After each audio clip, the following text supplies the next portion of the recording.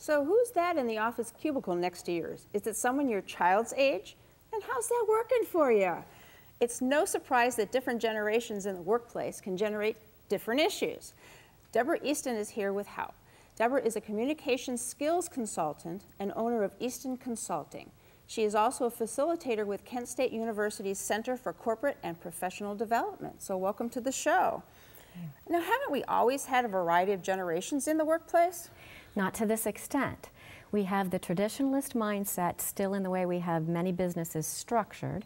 We have baby boomers who are not leaving the workforce, not just because of economic reasons, but because we've always had such impact on society, and we can't imagine not having contribution to something important.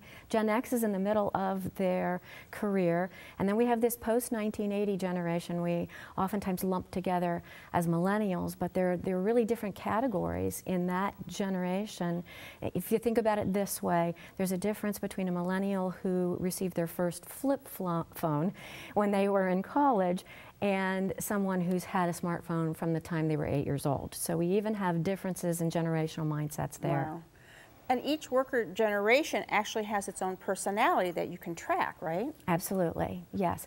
Based on shared historical experiences growing up, baby boomers came into the workforce, for example, saw the traditional hierarchy of previous generations, said, I don't see why decisions have to be made at the top. We are, after all, a generation of inclusion of all. Let's put teams in place and give everybody an opportunity to have impact. And so that mindset changed business.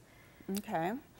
And the boomers, though, even coming in that way, did kind of change over time, too, right? Yes, we've always been about change, but some things we decided on and other things happened to us. For example, in the 80s, we were no longer running around in tie-dyed t-shirts and fringed vests. We were actually reading a book called Dress for Success and running around wearing navy blue suits and white shirts and red ties, and had the philosophy that if you want to be a success, you have to look like you already are. So our hair got bigger, our jewelry got bigger, our shoulders got bigger, and we were all about image. But then, you know, credit cards made that all possible for us to have all of that image. But then the 90s came along and there were layoffs, and people either had to transform themselves into another career, or they said, I'm here, I don't know why, but since visibility is my mindset, I'll be here for 80-hour work week. And that created the pay your dues mindset of the baby boomer generation. Okay, so what's the personality of the millennials now?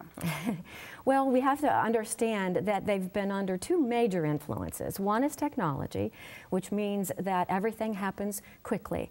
I receive quick answers. If I have a question, I ask Siri, and if I don't like Siri's answer, then Siri gives me websites. So in the workplace, if I go to my supervisor, ask a question, and the supervisor said, I need to check into that, I'm going to go click on somebody else. The second thing that oftentimes happens here is we've said to them, get a college degree, have all of these experiences in science club and play soccer and have ballet lessons, because when you get into the workplace, that will guarantee your success.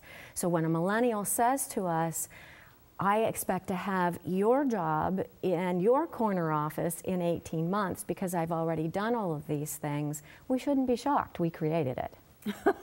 But isn't that hard then on the boomers and actually having to work together with that?